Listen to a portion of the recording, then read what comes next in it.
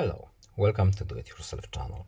Today I will show you how to set up a shortcut to live transcribe function using volume up and side button in Samsung Galaxy Z Fold5. To set up this shortcut we have to go to settings, then we are looking for accessibility menu at the bottom usually, yes here it is, and in accessibility we have advanced settings, and at the top we have a few options.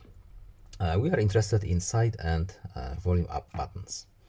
Right now we have sound notifications here. We don't want it. We want live transcribe.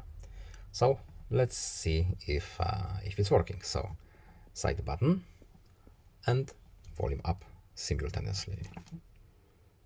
Yes, it does work. I hope this video was helpful to you. Please leave a like and subscribe. Have a nice day and see you in the next video. Goodbye.